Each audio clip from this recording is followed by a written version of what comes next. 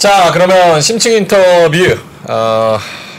이스라엘 팔레스타인 사태를 보는 주변국들의 생각은 해서 주변국들에 관련된 분 싹 다 모았습니다. 심층 인터뷰. 오늘 알파고 시나시 씨 그리고 세미 라샤드 맞나요? 네. 세미 라샤드님 그리고 서간드 이렇게 세 분 모셨습니다. 어서 오세요. 어서 오십시오. 네, 안녕하세요. 네. 안녕하세요. 서간드는 이제 이란에서 네. 오신 분이고 세미님은 이집트. 네. 그리고 알파고님은 터키. 대전. 한국입니다. 한국. 장난하는 게 아닙니다. 아니 이분들이 지금 외국인이고 저는 한국인이니까 한국 사람입니다. 아니에요. 맞습니다. 네. 그래도 이제 그 오리진은 터키죠? 네 맞아요. 튀르키예 동부 지역이고 네. 이란에 붙어 있어요. 오케이 알겠습니다. 그래서 이렇게 네. 각 이해관계를 잘 들어보면 좋을 것 같아요. 네. 무거운 얘기하는데 되게 이렇게 가볍게 시작하니까 또 새롭네요. 이제 사람들이 솔직히 말하자면 이런 댓글 제가 많이 봤거든요. 네. 알파고는 좋은데 좀 가벼워요. 근데 제가 당했던 일들이 여러분이 당하셨으면 그 가벼운 마인드가 없으면 사람 미쳐버리거든요. 왜냐하면 전 지금 10년째 제가 태어났던 고향 못 가는 상황이고 뭐 그 사이에는 많은 우여곡절이 있었는데 사람이 좀 약간 멘탈이 사실은 가볍지 않으면 오히려 더 무너지게 되는 거니까 나의 이 가벼운 모습을 이해해 주시기를 바랍니다. 가벼운 유머가 아니라 그러니까 어찌 보면 풍자 해탈. 네, 약간 그쪽으로 생각을 해야 되긴 하겠는데 일단 그러면 본격적으로 얘기 시작을 해보죠. 네. 네, 서간드님은 한마디도 안 했는데 지금 채팅에 서간드님 잘한다 이렇게 말씀하시는데 뭘 잘한다. 아니 서강대님이 제 유튜브 채널에서 네. 이란에 대해서 영상을 좀 출연하신 적이 있었는데 봤어요. 그 영상 조회수가 나름 좀 잘 나왔거든요. 그래서 이제 유명해졌어요. 오케이. MC를 감사합니다. 해야겠다. 이게 무조건 자기 은혜라고 이 부분 무조건 짚어서. 예. 우리 영롱 앵커님이 여기에 관심 많으시니까 잘 진행을 해주실 겁니다. 아니 네. 근데 저도 관심은 많은데 어차피 저는 뉴스 통해서만 듣는 수밖에 없어서 그쵸. 뭐 해외 지인이 있는 것도 아니고 하다 보니까 이제 과연 이게 어디까지가 맞느냐 다 뭐 가짜 뉴스라고 하는 데도 많고 네. 이건 전쟁 중에는 그리고 각자가 가짜 뉴스를 퍼뜨리기도 하니까 그렇죠. 이 분위기를 좀 살펴봐야 될 것 같고 오늘은 그리고 뭐 이 전쟁이 어떻게 될 것 같습니까? 이것보다는 현지 분위기 여러분 각자의 지인이 또 현지에서 어떤 소식을 전해 오는지 듣는 이야기들 한번 얘기를 나눠보도록 할 텐데 일단 저도 좀 그런 이해를 구하기 위해서 지난 10월 12일에 알파고님께서 네. 여기에 아침에 네. 출연을 하셨었잖아요. 네. 그걸 풀로 봤어요. 예. 1배속으로 네. 웬만하면 다 1.2배속으로 보는데 이거는 천천히 봐야겠다 싶어가지고 1배속으로 봤는데 그때 이후의 상황은 저희가 체감하기엔 더 안 좋거든요. 네. 좀 업데이트를 좀 해주시죠. 다음에 어떻게 상황이 전개되냐면요. 이제 이스라엘이 자기 예비군들 다 부른 상황이고 네. 다 지금 준비되어 있는 상황이고 그리고 그 가자 지금 봉쇄되어 있고요. 네. 그리고 이제 대포로도 그렇고 그리고 공습도 그렇고 로켓 발사도 그렇고 가자의 특히 북부 지역을 때리고 있어요 이스라엘군이. 근데 이제 지상군 투입은 미국이 지금 기다려달라고 하는 상황이고 네. 그 왜냐면요 이런 거예요. 지금 이스라엘도 미국 때 생각한 거 뭐냐면 하마스가 이러한 도발을 했다면 이 사람들이 분명히 이스라엘군 지상군을 도입할 거라는 걸 알고 있었을 텐데 네. 근데 이번 도발을 보시면 너무나 친밀하게 철저하게 된 하나의 군사작전 같았거든요. 일정된 시간 안에서 많은 거에다가 이제 대원들을 이제 출동시켰고 네. 그 짧은 시간에서 200명 넘게 이제 사람을 납치를 했고 그리고 군사 기지들도 좀 약간 폭파했고 그래서 딱 봐도 하마스는 이걸 너무나 철저히 사전 준비를 한 상황인데 네. 그렇다면 지상군도 나름 대비를 철저히 했을 텐데 하마스의 그 지상군에 대한 대비가 뭔지를 우리가 모르는 상태에서 거기에 들어가면 많은 군이 죽을 거다. 네네. 신중하자. 예, 신중하게 들어가자는 그런 입장이에요. 근데 문득 드는 생각은 그렇게 철저하게 준비를 했으면 이스라엘에서도 미리 눈치를 챘었어야 되는 거 아닌가? 약간 난 그런 게 좀 이스라엘 워낙 국방력이나 정보력에 대해서는 자랑을 많이 해왔었으니까. 이제 이런 거 있어요. 그 사실은 하마스가 이제 9월이나 10월쯤에는 크게 도발할 거라는 기사들이 8월 하고 7월, 6월쯤에는 나오고 있었어요. 그 군사 전문가들이 그 이제 그 출연했던 방송국이나 아니면 학회들에서 그런 얘기들 하고 있었고 그걸로 네. 관련된 기사들이 나오고 있었는데 그래서 사람들이 모사드라든가 아니면 신벳이라든가 그 이제 이스라엘의 정보국들이죠. 하마스는 아마 이제 언젠가 도발을 하겠다라는 걸 생각하고 있었을 텐데 근데 이 정도로 1000명 넘게 죽었고 200명 넘게 납치가 된 상황인데 이 정도로 큰 군사 작전을 할 거라는 것을 아마 예상을 못하고 있는 상황이고 어떻게 이러한 작전을 했는지가 아직도 물음표예요. 네. 오케이. 이집트 얘기 한번 들어봅시다. 지금 뭐 알파고 씨가 전반적인 전쟁에 대해서 업데이트를 해줬는데 지금 이집트로 뭐 통로를 열어서 빠져나가게 한 해 만에 이집트는 우리 그거 못 받겠네 뭐 요런 상황인 것 같은데 어떻게 바라보고 계신지. 그게 한국 뉴스 신문이나 한국 뉴스를 볼 때 굉장히 잘못된 식으로 보도되더라고요. 이집트가 팔레스타인 난민을 안 받아준다? 사실 그게 팔레스타인 난민의 문제도 아니고 받아주거나 수용하거나 안 하거나의 문제도 아니에요. 이게 팔레스타인 문제를 지켜줄 것이냐, 그러니까 팔레스타인 사람들의 권리를 지켜줄 것이냐, 아니면 그냥 정리하고 팔레스타인이라는 나라를 해체하고 이스라엘이 전체 영토를 장악하는 것을 인정해 줄 것이냐의 문제예요.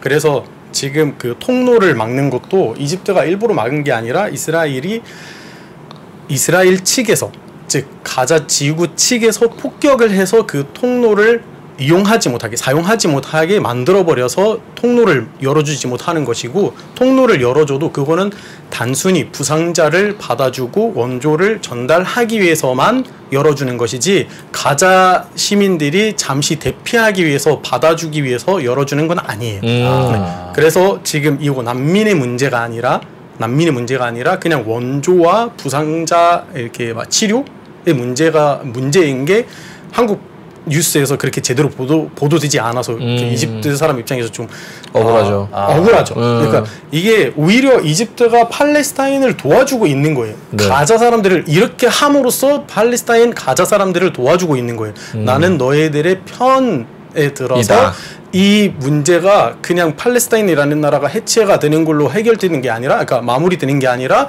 너희들의 권리는 언제까지나 나는 끝까지 지지하고 있다. 이런 입장인 거예요. 그래서 안 받아주는 거예요. 너네들의 국권을 내가 인정하고 있는 거야. 그렇죠. 라는 걸 하는 건데 그렇죠. 뉴스 플로우를 보면 그렇죠. 이집트는 경제도 안 좋고 난민 이미 900만 명 받고 있어서 그래서 안 받아주는 거고, 근데 뭐 너무 이러니까 구호품 정도는 맞아요. 거의 국경 검문소로 해가지고 보내주고 그 플로우잖아요. 지금 어떤 상황이냐면 이스라엘뿐만 아니라 미국 서구에서 이집트에 정말 이렇게 경제적인 위기에 빠진 나라라면 거절할 수 없는 오퍼를 제공했어요. 뭐냐?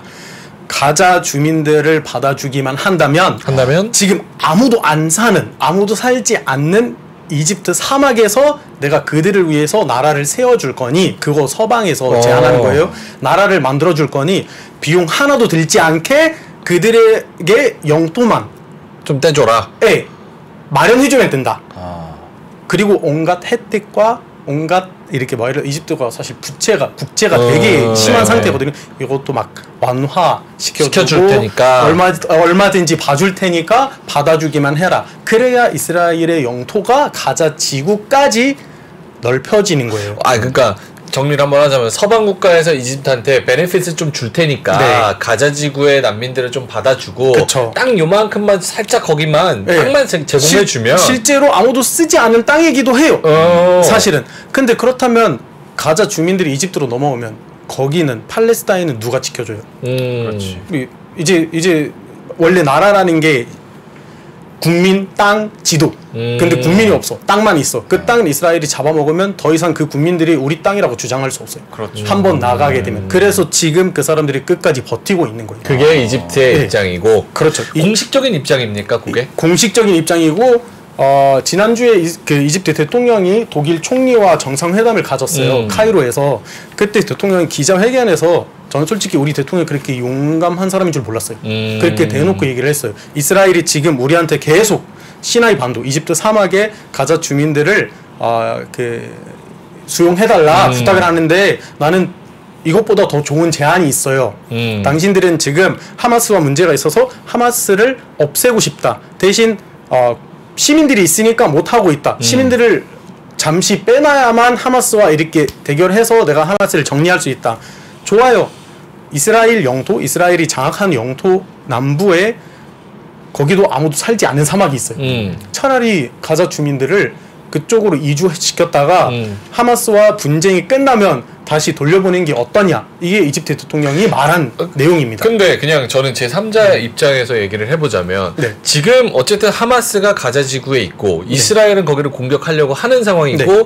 무고한 일반인들이 좀 피해를 볼 수 있는 상황이기 네. 때문에 이집트 입장에서도 좀 베네핏을 얻는다면 네. 땅을 조금 주고 거기 팔레스타인 사람들을 이주시키고 그거를 네. 인정을 해주고 가자는 그냥 분쟁 없이 하마스 소탕하면서 이스라엘로 딱 하면 네. 깔끔하게 정리가 되잖아요. 그러면은 팔레스타인 사람들의 역사적인 권리는 아... 없어지는 사라지는 거죠. 옛날에 강점기 때도 한국 사람들을 만주로 보내려는 시도가 있었잖아요. 그럼 그때 한국 사람들이 그쪽으로 갔으면 여기는 누구의 땅이 됐을 거예요. 지금 이 시기에.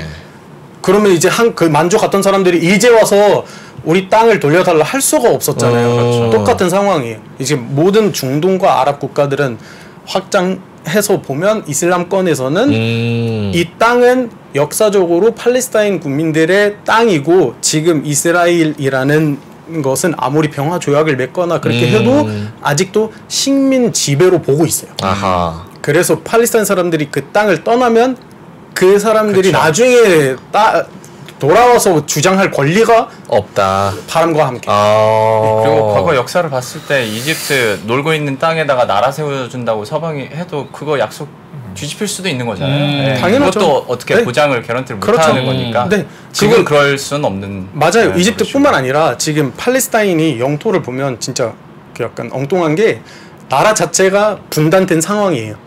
그 가자 지구, 남부 지방의 가자 지구와 그 다음에 서한 지구. 네. 이 서한 지구는 바로 요르단 옆에 있어요. 그 제안은 이집트뿐만 아니라 사실 요르단도 경제적인 상황이 그 이집트보다 나은 게 하나도 없어요. 요르단도 같은 제안을 받았어요. 근데 요르단으로 이렇게 서한 지구 주민들을 이주시키고 네. 이집트로 가자 지구 주민들을 이주시키면은 이제는 다 이스라엘이 되어버린 거예요. 그래서 요르단에서도 거의 같은 말투로 반대를 했어요. 절대로 서한 지구 주민들을 받아들이지 않겠다. 이집트도 똑같이 난민 수용은 레드라인이다. 할 수가 없다. 이게 이집트의 입장이에요. 오케이. 아, 참 첨예하게 좀 갈리네 여러 가지.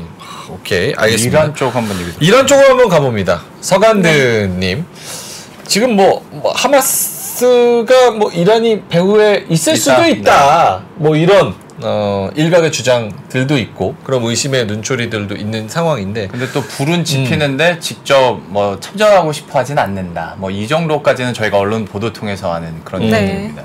그렇습니다. 근데 이란의 입장을 어쨌든 간에 조금 더 깊이 있게 이해를 하려면 어쨌든 간에 그 배경을 좀 살펴보는 것도 나쁘지는 않을 것 같아요. 네. 그 이란과 이스라엘이 어떻게 보면 근본적으로 좀 사이가 안 좋고 적대 관계인 그 이유가 두 가지의 종교적인 이유와 그 어떻게 보면 그 정치적인 이유에 좀 있다고 보시면 되는데, 종교적인 배경을 먼저 살펴보자면 우선 그 이스라엘의 수도 예루살렘이 있잖아요. 네. 텔아비브예요. 텔아비브. 다른 지역이에요. 텔아비브는 삼국의 모든 이해관계가 그한 여기서도 싸우면 안 돼. 이스라엘에서 싸우지 마. 네, 그 수도에 대해서 좀 설명을 해드리자면 그 예루살렘은 기독교, 이슬람교 그리고 유대교까지 해가지고 각 그 종교에서 굉장히 의미가 있고 좀 특별한 땅으로 좀 여겨지는 그런 지역인데, 근데 이스라엘은 이 땅을 어떻게 보면은 좀 나쁘게 말하면 뺏어가고 아니면 좋게 말하면은 그냥 어떻게 보면은 그냥 점령하는 과정에서 아니 그리고 같은 추가하자면 좋게 말하면 점령하는 거죠. 나쁘거나 좋은 게 없어. 뺏어갔으면 뺏어가는 거지. 시청자분들도 아셔야 되는데 네. 예루살렘이 지금 현재 그 구시가지 부분이 국제적인 땅으로 돼 있어요. 국제적인 땅으로 주인이 없어요. 그래서 재단들이 거기를 관리하고 있고 유엔에다가 책임을 져야 돼요. 거기 성지는 이렇게 나누죠. 네, 그래서 한쪽에서는 뭘 볼 수 있고 한쪽에서는 어떤 네. 종교에서는 뭘 볼 수 있고. 성지는 주로 요르단 정부에서 관리하고 있습니다. 그거는 이슬람 지역만. 그렇지. 이제 거기서 이제 아르메니아 종교의 지역도 있고 일반 기독교의 지역도 있고 유대교의 지역도 있는데 네. 각 지역으로 재단들이 관리하고 있긴 하지만 결론적으로 이스라엘 군인이 여기저기 있어요. 실질적으로는 이스라엘이 네, 제가 하나만 말씀드릴게요. 이번에 하마스가 선제 공격을 한 이 작전 이름이 뭔지 아세요? 뭐예요? 알 아크사 혼수. 알 아크사가 공습? 바로 아니 혼수. 혼수가 뭐예요? 비가 와서 홍수. 알 아크사 홍수. 알 아크사가 뭔지 아세요? 뭐예요? 그 이슬람 사원을 말하는 거예요. 예루살렘에 있는 우리의 성지. 근데 왜 알 아크사의 홍수가 된 건가요? 최근에 빨리 마무리하고 소관한테 넘겨주자. 알파고 씨가 말한 것처럼 이스라엘 군이 예루살렘 이곳 저곳에 있다. 근데 최근에 알아크사 모스크에 대한 침략과 거기 우리 거야.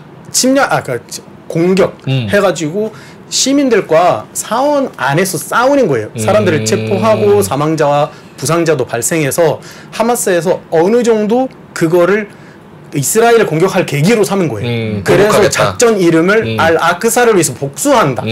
마치 알-아크사에서 홍수가 쳐 들어가는 그런 그 느낌 전달하기 위해서 이 작전명을 정한 거예요. 자, 그래서 이제 우리 그래서 예. 그래서 첫 번째 요인은 이제 종교적인 부분을 좀 살펴보고 있었는데 네. 그 이스라엘은 이제 예루살렘을 점령하고 또 수도로 선언하게 된 그 과정에서 어떻게 보면 그 분쟁의 시작점이라고 볼 수도 있고요. 그리고 그 전으로 가면 이란에서 1979년에 혁명이 있었잖아요. 네.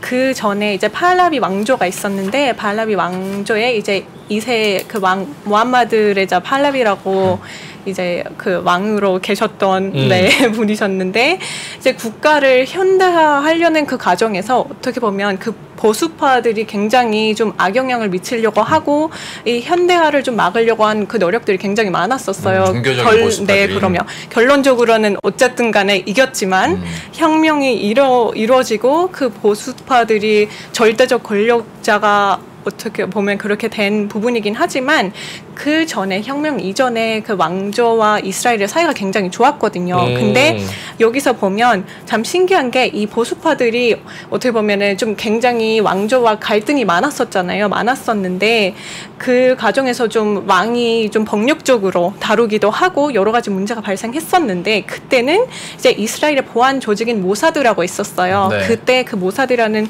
그 조직이 그 이란의 정부랑 그 보안 조직에서 같이 협력해서 이 보수파들을 좀 없애려고 하는 노력들을 많이 했었던 거죠. 어쨌든 건 죽였어요. 그렇죠. 여러 가지 감옥에 갇혀두기도 하고 여러 가지 이렇게 일들은 있었는데 결론적으로 말씀을 드리자면 이제 혁명이 되고 나서 어쨌든 간에 보수파가 결론적으로 그 절대 권력자가 되는 과정으로 어떻게 보면 권력을 다 가지고 있잖아요. 더 이상 이스라엘이 필요한 것도 아니고 복수심이 있으면 있는 거지 다른 감정은 없잖아요. 그러다 보니까 그때 이후로 이제 이란과 이스라엘은 절대적으로 이제 친해질 수가 없는 친해질 수 없고 그 적대 관계가 될 수밖에 없는 그런 상황이었던 건데 근데 참 신기하게도 요즘 보면 물론 이제 그 이란 정부에서 항상 팔레스타인을 지원해주고 어쨌든 간에 편을 들어준 상황이다 보니까 이번에도 그렇겠다라고 생각을 했는데 물론 정부의 입장은 항상 한결같죠. 다만 국민들은 항상 그거를 굉장히 불편해하죠. 왜냐하면 요즘은 또 미국의 영향으로 그 제재 문제도 있고 여러 가지 그렇죠. 경제와 사회적인 이슈들이 굉장히 많아지고 있고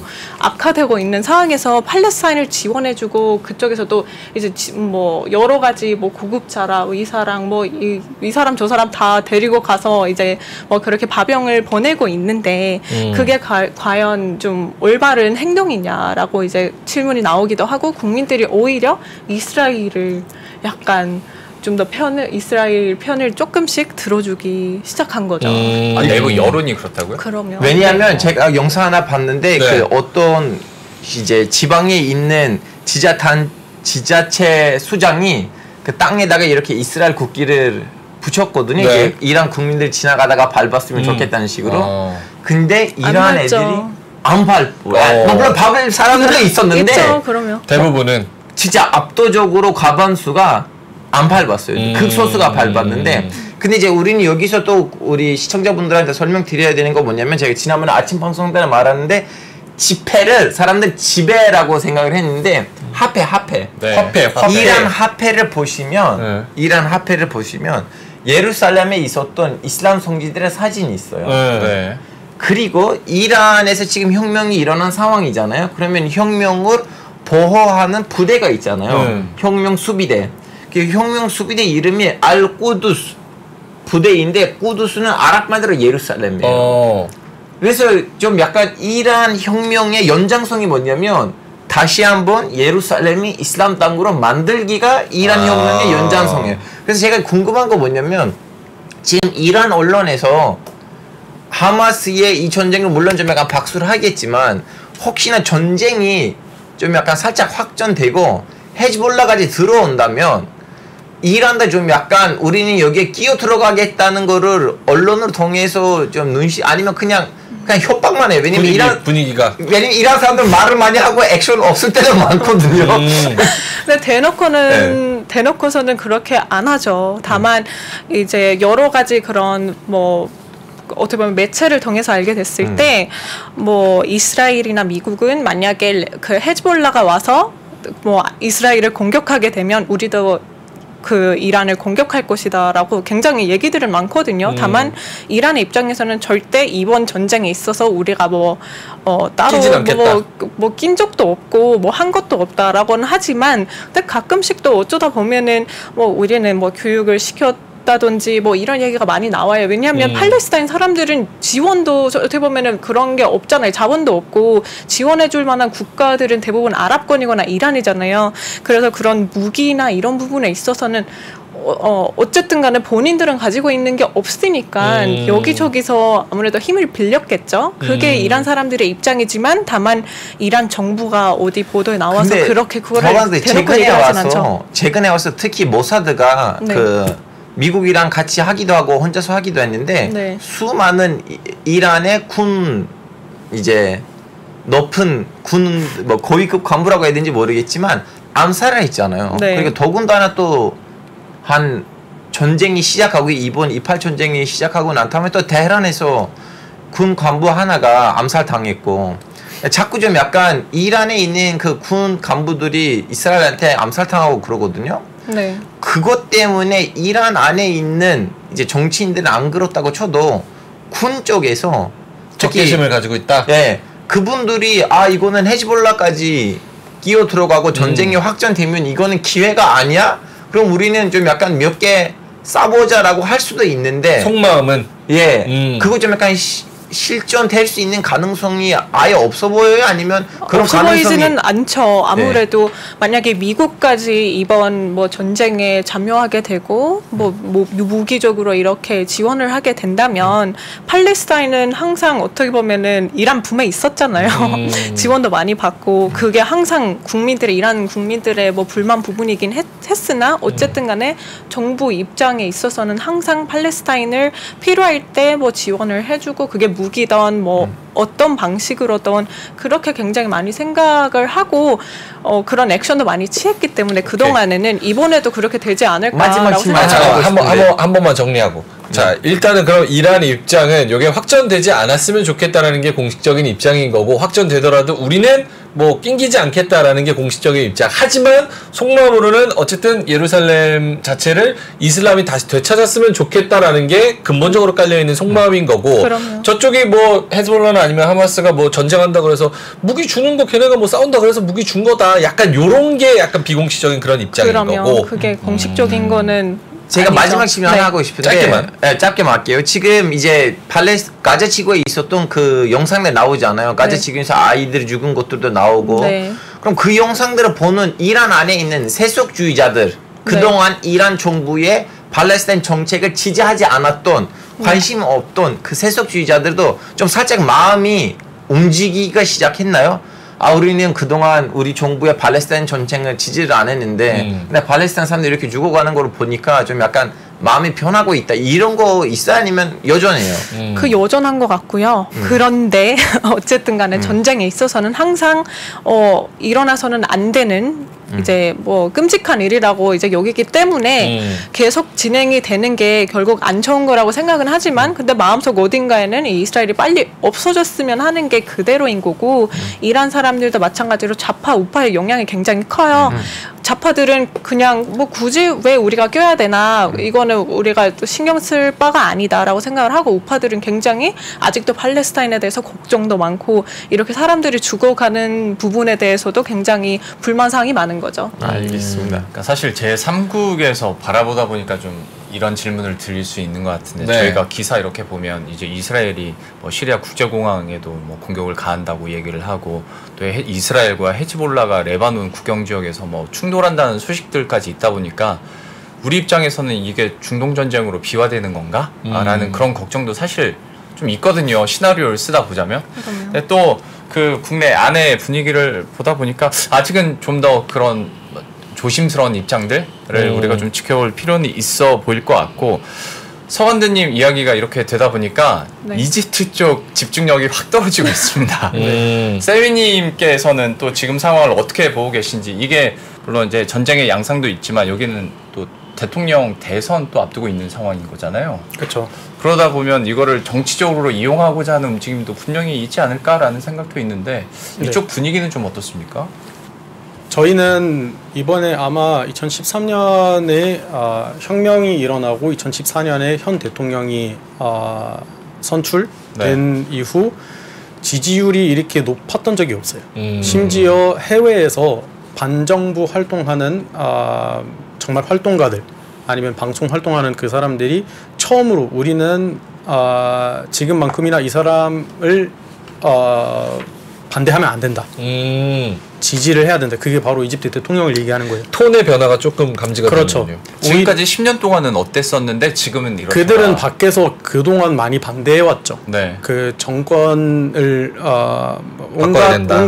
온갖 비난을 해오면서 반대해왔는데 이번에는 오히려 지지하는 목소리가 나오고 있어요. 왜냐하면 사실 그 민감하고 약간 심각한 순간이기 때문에 우리가 분열되거나 그러면 안 되는 상황이라서 그리고 지금 대통령이 군인 출신이에요. 네. 그 군인이 군사 일을 제일 잘하니까 지금은 오히려 그 사람이 더 잘 해낼 수 있다는 이야기가 나오고 있어요. 물론 그거는 당연히 다가오는 그 대선에서 지금 현 대통령에게 유리한 상황이기도 하지만 대선에 대한 얘기는 거의 없고 거의 다 팔레스타인과 뭐 가자의 연대와 지지에 대한 얘기밖에 안 나오는 것 같아요. 제가 궁금한 거 한 가지 있는데요. 이제 물론 가자 지구로 예전에 이집트가 관리한 적도 있었고 잠시라도 한 20, 30년 정도. 근데 이제 그러다 보니까 이제 이집트 사람들 보기에는 팔레스타인 사람들 자기 형제처럼 느껴지겠죠. 이미 이집트 안에서도 팔레스타인 사람들 많고 그렇게 얘기를 해요. 예, 그 근데 형제의 문제가 아니라 예. 나의 문제. 내 문제다. 내 문제다. 근데 너도 이제 알겠지만 하마스를 만들었던 사람들하고 하마스의 배경이 이집트의 현재 정권이랑 완전히 반대되는 배경이고 무슬림 형제단과 예. 직접적인 관계가 있죠. 그러다 보니까 지금 이집트 언론에서 하마스가 왜 뜬금없이 이렇게 도발을 하냐, 요즘에 하마스를 비판하는 글들이 나오고 있나요? 아니면 지금 전체적으로 무조건 다 하마스든 말든 팔레스타인 표현인지. 왜냐하면 사우디 언론에서는 하마스를 비판하는 글들이 나왔어요, 많이. 이집트 언론이 지금 이걸 어떻게 보고 있는지. 지금 이집트 언론에서 하마스라고 잘 얘기하지 않아요.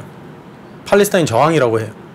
그거는 친하마스라는 뜻이 아니라 어차피 하마스뿐만 아니라 그 팔레스타인 식민지를 반대하는 그 이스라엘 식민지를 반대하는 사람이 대부분이니까 대부분 팔레스타인 국민들이 이거를 반대한다는 뜻이에요. 그래서 이집트 측에서는 하마스가 당연히 그 공격을 시작했지만 그 비해와 또 그에 대한 지지도 팔레스타인 온 국민들이 하고 있기 때문에 감당하고 부담하고 있기 때문에 우리는 팔레스타인의 저항을 지지한다는 식으로 계속 나오고 있어요. 지금 어느 정도냐면 조용히 하는 사람이 비판 비난 받을 정도예요. 너는 왜 목소리 안 내냐? 목소리를 안 내냐? 대표적으로는 그 축구를 좋아하시는지 모르지만 모하메드 살라 알죠, 살라, 유명한 이집트. 축구 선수가 며칠 전까지만 해도 아무 말도 안 했어요. 아무 말도 안 하길래 살라 보이콧 언팔 캠페인이 시작해서 인스타그램에서 600만 명이 줄었고 페이스북에서 100만 명이 줄었어요. 그래요. 그 정도로. 왜냐하면 얘기를 하지 않으니까. 대부분 스포츠인들, 연예인들, 가수 등등 유명인들 하마스가 아니라 팔레스타인에 연대하고 심지어 그 라파 가자와 연결되는 육로 검문소 앞까지 가서 연대를 표하는 그 유명인들이 있는데 살라가 가만히 있으니까 오히려 사람들이 분노한 거예요. 비겁하다. 목소리 내라. 이런 상황이에요. 그래서 하마스를 얘기하지 않고 팔레스타인 저항에 무조건 절대적 지지. 그 뜻은 하마스를 지지한다는 아니요. 뜻과 그건 아니에요? 아니요. 분류해서 얘기를 해봐야 돼요. 어떤 점이 핵심적으로 다른 거예요? 하마스는 무장 정파죠. 무장 단체죠. 네, 네. 무장 단체죠. 하지만 그 이스라엘 식민 지배를 반대하는 팔레스타인 사람이 전부이기 때문에 무기를 든 사람은 하마스고 무기가 없는 사람은 대부분이고 대다수고. 그럼 어떻게 구별해서 얘기해요? 결국은 목표가 다 똑같은데. 네, 그리고 피해는 다 똑같이 받아요. 진짜. 그럼 제가 궁금한 거 뭐냐면 대통령이나 아니면 외교부 장관이 이렇게 높은 사람들의 입에서 마지막 2주 안에 하마스라는 단어가 나왔어요? 안 나왔어요. 그리고 우리 정부는 하마스와 협상하기도 해요. 어차피 중재 역할을 지금 75년 동안 중재 역할을 해온 나라가 이집트예요. 그래서 팔레스타인 국민들을 대표하는 사람이라면 하마스 정당이 되든 파타 그 서한 지구 파타 정부 되든 중재 역할을 해온 나라가 이집트이기 때문에 어쩔 수 없이 하마스와 만나야 할 때도 있었어요. 그동안 이번 정권이 아니어도 그동안 하마스가 지금 생긴 지 얼마 안 됐어요. 80년대 쯤에 생겼는데 그 전부터 그리고 하마스가 생긴 이후까지 계속 하마스와 만나거나 비밀 연락을 하거나 소통할 수밖에 없었어요. 어차피 하마스가 한때 가자의 정부였기 때문에. 궁금한 게 그러면 만약에 팔레스타인 그 가자 지구에 있는 그 국민들이 여론조사를 뭐 해서 우리는 뭐 이집트 쪽으로 들어가고 싶다라는 여론이 대다수 이상으로 모인다면 네. 이집트는 그거를 오픈할 수 있는 여력이 있습니까? 그런 공감대가 형성이 돼요? 중국에 있는 조선인들이 야 우리 한국에 들어가고 싶다고 하면 한국이 받아주겠어요? 아니 그러니까 뭐 상황은 다르니까 어때요? 지금 가자 알파고 형이 말한 것처럼 가자 폭격 속에서 이렇게 전달되는 영상들이 많잖아요. 사실 영상 편지들도 많아요. 네. 우리는 절대로 안 나가겠다. 그게 하마스 요원들이 하는 말이 아니라 시민들이 하는 말이에요. 심지어 자기의 아이 장례식에서 아이가 폭격 때문에 사망했는데 잘가 나는 여기를 지키고 있을게. 이런 것만 우리가 보고 있어요. 그럼 그 사람들한테 조사를 할 필요가 없어요. 그 사람들은 끝나지 않는 한 민족이에요. 포기하지 않고. 사실 그 사람들이 시나이 반도로 이주하게 되면 그게 이스라엘이 이 식민 재배를 제국주의 지배를 성공적으로 했다는 뜻인데 그러면 또 팔레스타인 사람들에서 입장에서 안 되는 건데 이스라엘이 간절히 그렇게 하고 싶은 이유는 사실 지금 이 분쟁이 종전되면 제일 큰 책임을 지게 될 사람이 이스라엘 정부의 총리예요. 네타냐후가 지금 이 전쟁이 끝나면 안 되는 입장이에요. 그렇죠. 네. 정권을 유지해야 되니까. 그렇죠. 그리고 끝나고 지금 그 아까 폭격 얘기에 대한 얘기가 나왔는데 하마스가 그렇게 대단한 무력 단체는 아니지만 그래도 이스라엘 방어 디펜스 시스템을 뚫을 수 있었잖아요. 네. 그거에 대한 책임도 네타냐후가 져야 돼요. 그렇죠. 그래서 그 네타냐후를 반대하는 시위가 지금 이 순간에 이스라엘에서 진행되고 있다는 거 아세요? 지금 이 전쟁 중에도 네타냐후가 모든 책임들을 져야 되기 때문에 지금 이 사람이 사실 약간 불쌍하기도 해요. 어디로 가야 할지 빠져나올 구멍이 없어요. 제가 지금 제일 궁금한 거 뭐냐면 지금 하마스는 이제 순리파잖아요. 근데 이란이 시아파 종교 일치 국가가 돼버린 상황인데 이란 언론에서 이제 하마스는 시아파 아니고 순위파였다는 그러한 배경 설명이 나오고 있는지 이란 사람들이 하마스가 순위파인데도 이란 정부가 도와주고 있다는 거를 알고 있는지 언론에 그 시아파 순위파 언급이 어느 정도 나온지를 좀 약간 얘기해 주실 수 있어요? 그런 부분에 있어서는 솔직히 다 같은 이슬람교이기 때문에 그렇게 따지고 하지는 않는 것 같아요. 예루살렘 앞에서 시아파 순위파 없다. 그렇죠. 그런 부분에 있어서는 그냥 아랍권이든 아니면 이란이든 다 동일하게 뭐 팔레스타인을 지원해주고 팔레스타인 어떻게 보면 편을 틀어주는 게 당연하다라고 생각을 하는 거죠. 왜냐하면 아랍권도 마찬가지로 뭐 이스라엘이 거기 그 지역에 있는 거를 솔직히 선호하지는 않잖아요. 없어졌으면 하는 게 대부분 아랍 다 분들의 그렇진 않아요. 대부분 그럴걸요. 그거는 제가 봤을 다 때 그렇진 않습니다. 그러니까 제가 틀릴 수도 있지만 이거 서민의 입장일 거예요. 네. 정부의 입장은 다를 수 거예요. 있죠. 네. 그렇죠. 왜냐하면 일반 이게 사람들 공식적인 관계도 있을 만큼 그 비공식적인 그런 어떻게 보면 여러 가지 교류들도 있을 거 아니에요. 그러다 보니까 서로의 이익을 위해서 뭐 어떻게 보면 없어졌으면 하는 마음이 없을 때 없는 어떻게 보면 그런 국가가 있을 수도 있지만 결론적으로 공식적으로 보면 아랍권들은 항상 이스라엘에 대해서 불만은 가지고는 있으나 다만 아랍권 나라들 중에서도 역시 뭐 이제 이스라엘과 여러 가지 교류가 있고 네 그렇게 뭐 괜찮은 관계를 계속 유지하고 있는 국가들도 있죠. 지금 하마스는 시아파잖아요. 네. 이게 하마스는 순위파인데 네. 근데 레바논 안에 있는 헤즈볼라는 시아파이죠. 네. 그래서 좀 약간 신앙적으로도 이란이랑 너무 가까우니까 이란 언론에서 좀 약간 헤즈볼라를 하마스보다 더 좀 약간 반겨주는 분위기가 있어요. 예를 들면 하마스랑 전쟁하는 거를 우리는 눈을 감을 수가 있으나 근데 헤즈볼라까지 건들리면 우리는 좀 약간 헤즈볼라를 정파 때문에 더 많이 이렇게 지지하는 분위기가 있어요. 그러면 그런 거는 뭐 물론 정부에서 이제 뭐 비밀적으로 뭐 하는 그런 교류들이 있을 수는 있으나 다만 제가 말씀드리고 싶은 게 이 부분 아마 대부분은 모르실 거예요. 이게 이라크랑 이란이 굉장히 오랫동안 그 전쟁을 했잖아요. 네. 다만 이라크에서도 굉장히 많은 그런 뭐 이란에서 파병 보낸 그런 뭐 어떻게 보면은 그런 뭐라고 해야 될까요? 연병이라고 해야 될까요? 아무튼 그렇게 뭐 군인들을 파병하고 그런 사태가 계속 이루어지고 있었던 게 결론적으로 보면 이라크랑 이란이란 나라들이 그렇게 뭐 사이가 좋은 나라들은 아니잖아요. 근데 이라크도 마찬가지고 시리아도 그렇고 다른 나라들도 마찬가지로 계속해서 이란은 계속해서 이 나라들의 어떻게 보면 정부와 국민들을 다 본인의 편으로 만들어주려고 계속 노력은 하고 있고 그러다 보니까 지원을 해줄 수밖에 없는 상황이 되는 거죠.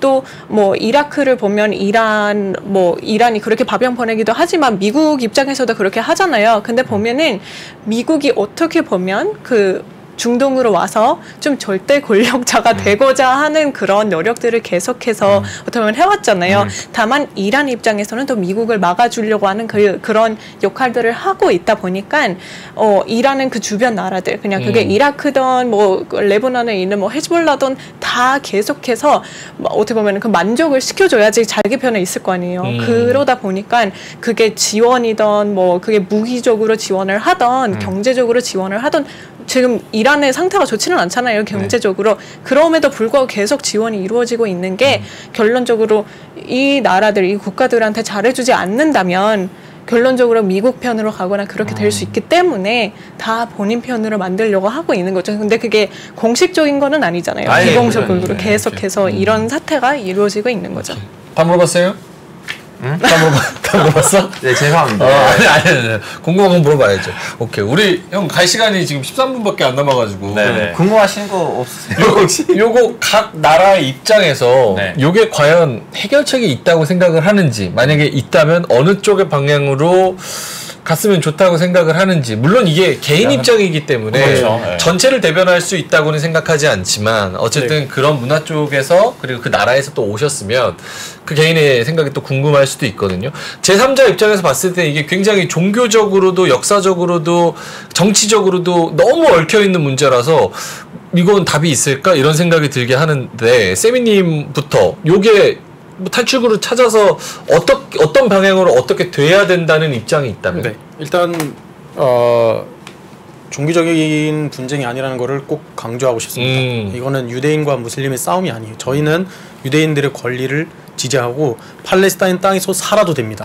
같이 살아왔고 이스라엘이 건국되기 전부터 같이 살아왔고 앞으로도 같이 살아도 되고 본인이 원래 왔던 나라로 돌아가서 평화롭게 같이 살아도 저희는 문제가 없습니다. 네. 문제는 정치적으로 그들만의 인종차별주의적인 나라를 세우겠다고 한 순간부터 아랍인과 그 아랍인 종교가 어떻게 되든 간에 유럽에서 넘어온 러시아에서 넘어온 유대인과의 문제가 발생한 거예요. 그래서 유태계와 아랍의 문제라고 생각하시면 돼요. 이슬람과 유대교의 분쟁은 아닙니다.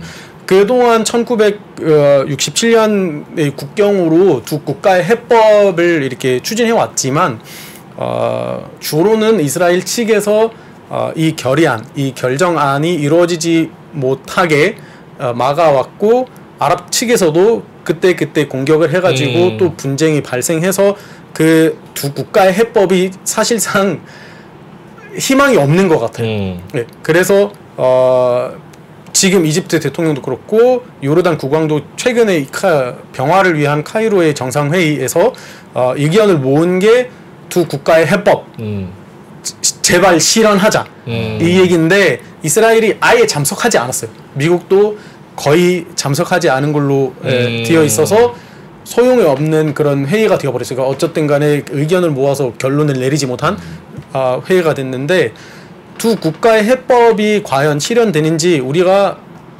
향후 어떤 조치가 이루어질 건지 지켜볼 수밖에 없는 거예요. 그 누구한테도 그 분쟁의 해결이 없는 것 같아요. 팔레스타인 사람들은 땅을 포기하지 않을 것이고 이스라엘 또한 자기의 방위권이라든지 이런 거를 포기하지 않을 거니까 휴전은 아마 있을 것 같아요. 단봉에 최근에 그 국경이 열려서 원조가 조금씩 들어가기 시작했고 무사히 들어갔다가 무사히 나왔어요. 그래서 앞으로도 더 많이 들어갈 것 같고 그러면서 상황이 좀 잠잠해지지 않을까 하는 이야기가 나오고 있습니다. 네. 그런데 국경에 대해서 이제 미국 쪽은 또 이집트도 압박을 하잖아요. 거기에 대한 이집트의 입장은 지금 어떻습니까? 오히려 이집트가 미국을 압박한 거예요. 그동안 이스라엘이 계속 폭격을 해서 원조가 들어가지 못하게 만들었는데 미국 시민들이 가자 지구에 살고 있어요. 지금 인질 얘기하는 게 아니라 외국인 거주자들이 있었는데 그들이 빠져나가지 못하고 있어요. 어차피 막혀 있으니까. 그래서 미국이 그때 이 외국인들이 나가게 해주길 원한다면 먼저 원조가 들어가게끔 이스라엘이 압박하라고 이집트가 미국에 압박한 거예요. 그러니까 왜냐면 가자 지구에서는 국제 기구 단체들이 있어요. 거기 이제 난민 캠프들도 있고 그러니까 그러면 거기서 일하는 사람들의 가반수 미국 사람으로 봐야 돼요. 국경 없는 의사회라든지 UN 등등 거기서 운영하는 학교나 병원이 대부분 국제 기구에서 운영하고 있어요. 가자는 그럴 예산이 없어요. 돈이 자체적인 없으니까. 경제력이 없는 지역이에요. 거기. 그 사람들이 갇혀진 거예요. 네. 그 사람들을 가지고 이집트가 오히려 미국에 압박한 거예요. 그렇네요. 그래서 어느 정도 열린 거예요. 그럼 약간 그 입장이라면 그러면은 전쟁은 무언가 압도적인 걸로 해결되지 않으면 대부분은 계속 분쟁이 작게든 크게든 일어날 수밖에 없는 그렇죠. 그런 상황인 거네요. 유대인들이 팔레스타인 땅에서 살아도 환영하지만 이스라엘이 있는 한은 팔레스타인 사람들이 포기하지 않을 것이고 이스라엘의 최종 목적이 팔레스타인 땅에서 모든 팔레스타인인들을 밖으로 보내거나 아예 없애거나 하는 거기 때문에 분쟁은 계속 남아 있을 거예요. 정도가 그때 달라질 뿐이에요. 오케이. 우리 서건드님은 요게 네, 저도 이야기를 잘 들었는데요. 우선 말씀하신 것처럼 이스라엘도 마찬가지고 팔레스타인도 제가 봤을 때 서로한테 양보를 해줄 만한 그런 분위기는 우선 아닌 것 같고요. 그 이유는 어쨌든 간에 지금까지 굉장히 많은 그런 분쟁들이 있었잖아요. 만약에 양쪽 중 어떻게 보면 한쪽이라도 보기를 할 만한 상황이었다면 지금까지 이 상황이 벌어지지도 않았을 테고 진작 이거를 해결을 했겠죠. 근데 그런 부분이 있기 때문에 뭐 이거를 땅을 나눠준다든지 뭐 팔레스타인 사람들을 어떻게 보면 특별하게 뭐 어떻게 보면 대접을 해준다든지 뭐 이런 부분은 없을 것 같고요. 다만 이게 분쟁이 지속되려면 예산이 있어야 되잖아요. 근데 이스라엘 쪽에서 보면 본인들이 예산이 없다고 하더라도 미국은 있잖아요. 미국은 그쵸. 계속 이스라엘 편이었기 때문에 근데 미국은 대놓고 이스라엘을 뭐 지원해주겠다라고 하지만 팔레스타인이랑 하마스처럼 좀 무기도 없고 지원해줄 만한 그런 어떻게 보면 배경이 그렇게 많지는 않잖아요. 이란 빼고는. 근데 이란은 제가 봤을 때, 이란 사람으로서 봤을 때 정말 이게 악화되고 상태가 이 이상으로 심각해지지 않는 이상 이란은 대놓고 공식적으로 뭐 하마스나 팔레스타인 사람들을 지원해줄 것 같지는 않아요. 그게 무기적으로 말씀드린 부분이긴 하지만 그래서 만약에 미국이 나서서 정말 이거 전쟁은 끝까지 해보자라고 나오면 그때 뭐 이란이 나올 수도 있는 그런 상황이 되고 정말 되게 큰 전쟁터가 되겠죠. 그쪽은 중동 지역은 그렇게 될 수밖에 없겠지만 그런데 지금 분위기로 계속 흘러가면 이란은 공식적으로 나오지는 않을 테고 미국도 그냥 지금 현재 입장을 계속 유지를 한다면 전쟁은 물론 이 분쟁은 없어지는 건 아니지만 현재로서의 이 전쟁은 조금씩 조용해지지 않을까라고 생각을 합니다.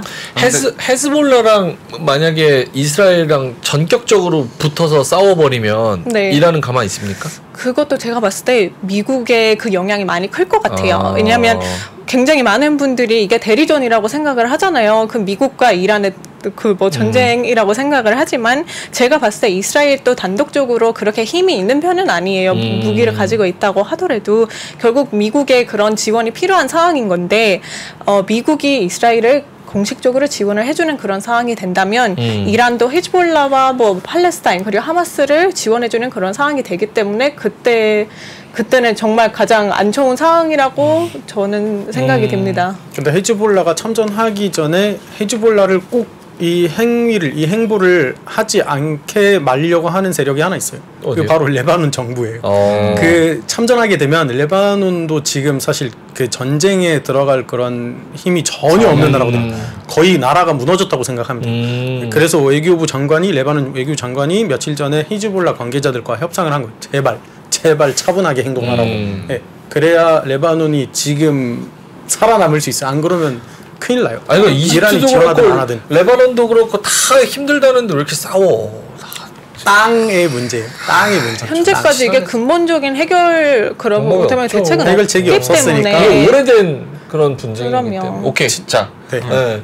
자 마지막으로 튀르키예. 튀르키예보다는 이제 방금 전에 친구들이 다 자기네 나름대로 이제 솔루션을 얘기하시려고 했는데 사실은 솔루션은 뭐 이스라엘 나라를 없애버리는 건 또 솔루션 아니에요. 왜냐하면 거기에도 나름 여파가 있을 거고 지금 거기에 700만 명이 살고 있는데 그 사람들은 다 자기네 나라를 사랑하거든요. 그 사람들은 나라를 가서 붕괴되면 그 700만 명도 앞으로 그러면 팔레스타인 사람 돼버릴 거예요. 그래서 이스라엘이라는 나라가 공국 과정에 있었던 뭐 좀 약간 불법적인 면들이 없지 않아 있어도 지금 이미 거의 100년이 지나갔고 지금 이스라엘이 주변에 있는 아랍 국가들의 민심을 무시하는 채 이제 가서 그 나라들의 정상들이랑 외교 협상을 하면서 좀 뭘 하려고 하는데 똑같은 실수를 역으로 아랍 국가들도 이스라엘 국민들의 민심을 무시하는 채 하면 안 되고 그래서 투 스테이트 솔루션이라는 거 있잖아요. 두 개 국가라 갖는 거.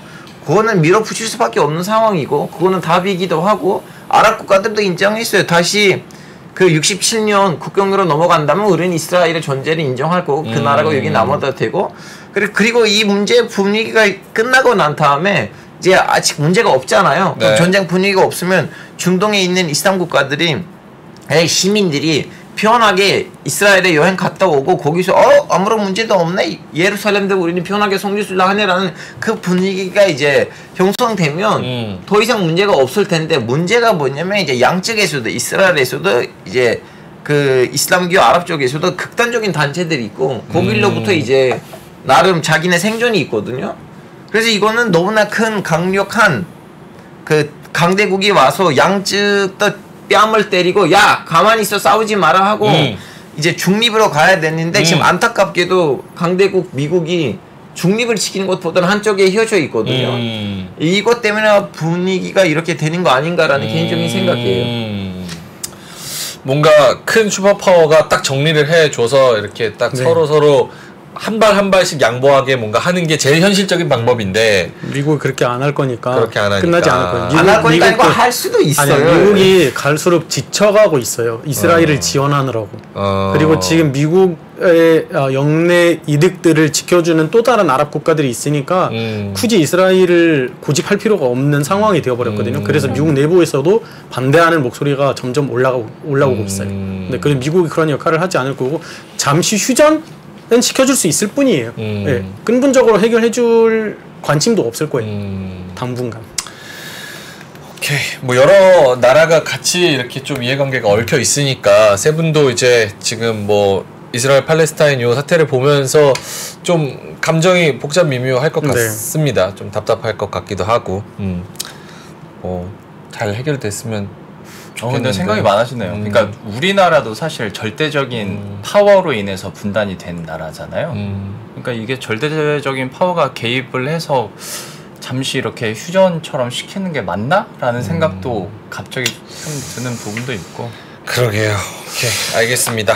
각 나라에 계신 분들을 또 모셔서 개인적인 또 의견들을 들어보니까 상당히 또 의미가 있었습니다. 네. 채팅창에서도 우리 서건드님 말도 이쁘게 잘하십니다 이렇게 말씀하셨고, 또 세미님은 그 아까 만주랑 비유해서 하신 말씀 아 진짜 쩔었다.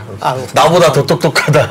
저 그리고 되게 좀 유치한 질문 네, 하나 네. 마지막이니까 드려도 좋아요, 돼요? 좋아요. 저희는 축구만 나라끼리 붙어도 실제로 응원하는 팬끼리는 약간 좀 서먹해질 때 있거든요. 그렇죠. 네. 싸울 때도 있어요. 이거는 전쟁 이슈잖아요. 네. 세 분이서 약간 미묘한 그런 게 있나요? 생각 차이에 사설이나 뭐. 의한 약간 아니요, 어차피 터키나 이란이나 이집트나 거의 같은 배를 탄 나라이라서 생각이 방향 비슷하군요. 네, 국익이 거의 비슷해요. 겹치니까 우리는 잘 돼야만 잘 되는 그런 관계예요. 그래서 저는 이란도 응원합니다. 네, 응원합니다. 네, 결론적으로 우리 3%는 앞으로 좀 약간 이스라엘 친구도 한 명 모시고 조금 더 고급스러운 방송으로 넘어갔으면 좋겠습니다. 이스라엘 친구 부를 분들 혹시 계세요? 제가 연락처를 넘겨줬는데 그분들 다 이스라엘 가게 있어요. 왜냐면 전쟁이 되면 예비군이 그렇지. 되잖아요. 그리고 이스라엘 분 모시면 여기 한 2시간 동안 그냥 터놓고 저희 싸우지는 둘은 않겠죠? 빠지고 얘기를 빠지시면 전쟁이 일어나니까 얘기가 될것 강대국 하나가 여기 있고 이제 분리를 근데 시켜야 사실 돼요. 전문가가 아닌 이상 얘기가 맞아요. 얘기가 안 될 거예요. 네. 사실은 일반 시민이 와서 그런 얘기를 하면 끝이 없을 거예요. 그렇죠. 그러니까 감정적인 얘기가 맞죠. 되겠죠. 감정적으로 그러겠죠. 얘기할 거 주관적으로 얘기할 거니까 해결되지 않을 거고. 그래서 오늘 저희도 기획 의도가 세 분을 같이 모신 게 개인적으로 네. 어떤 생각을 가지고 계신지, 그리고 주변에서는 어떤 이야기들을 하는지 맞아요. 그런 네. 얘기를 좀 듣고 싶어서 모셨고 충분히 좀 흥미로웠던 얘기였던 것 같습니다. 자, 그러면 심층 인터뷰 알파고 신하씨 오늘 진행 좋았다는 채팅들 많았습니다. 마지막으로 감사합니다. 돌려보세요. 네. 세미님 그리고 서간드님 이렇게 인사드리도록 하겠습니다. 오늘 고맙습니다. 감사합니다. 외환위기 오는 거 아니에요? 금융위기 오는 거 아니에요? 이런 질문들을 좀 굉장히 많이 받았었습니다. 탐욕이 되게 강했을 때 위험자산으로서의 극단적인 쏠림이 나타나고, 공포감이 극에 달했을 때 안전자산으로서의 극단적인 쏠림이 나타나거든요. 과거의 일이 미래에 똑같이 일어난다 이건 아니지만 그때 당시에 위기 상황에서는 어떤 공통점들이 있었는지를 보면서 우리가 대비를 하는 방법도 고민해 볼 수 있고요. 과거를 제대로 이해하는 순간 위기의 실체가 드러납니다. 오건영의 현실 경제 이야기를 서점에서 만나보세요.